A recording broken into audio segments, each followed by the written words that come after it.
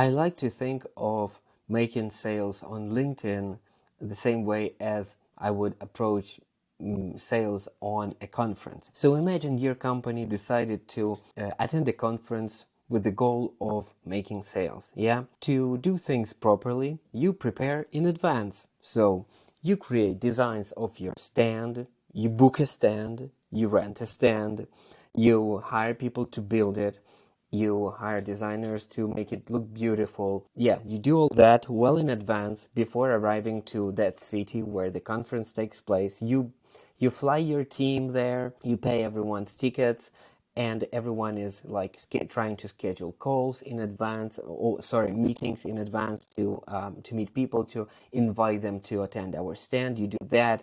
When they attend the stand, you speak to them, you try to build trust, rapport with them before you pitch your product. Yeah, and the product is kind of a side thing going, indirectly. Oh yes, we have a beautiful product. Would you like to learn more?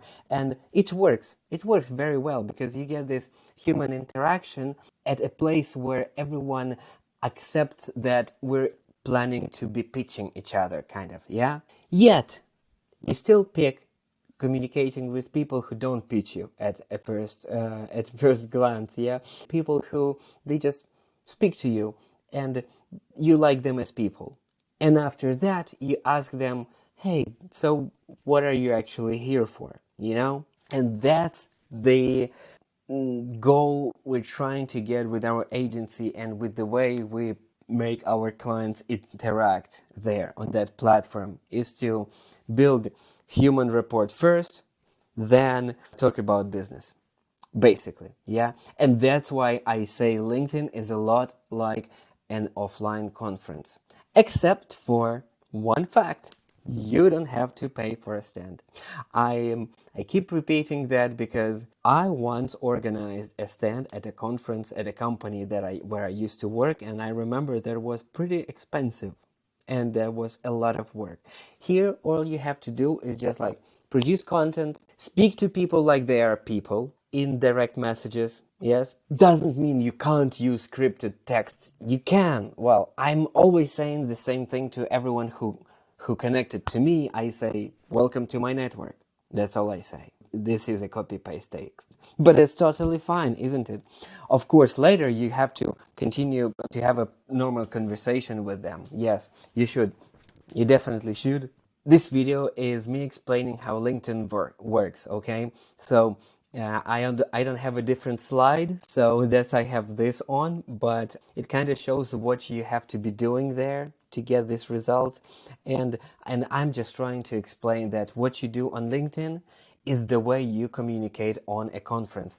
You come up to people, you give them a compliment, you say you have a nice tie, or like whatever. They say thank you, you have a small talk, and then you pitch each other.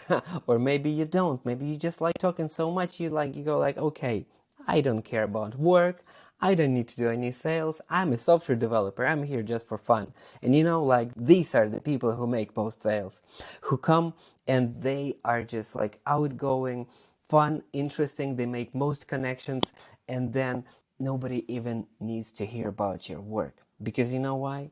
On your badge here at a conference, it says what you do. People already know what you do.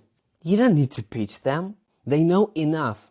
If they haven't asked you already, can you tell me more about what you do? It means they don't want to know, yeah, because you're right here, right in front of them, yeah. But if they did, they would.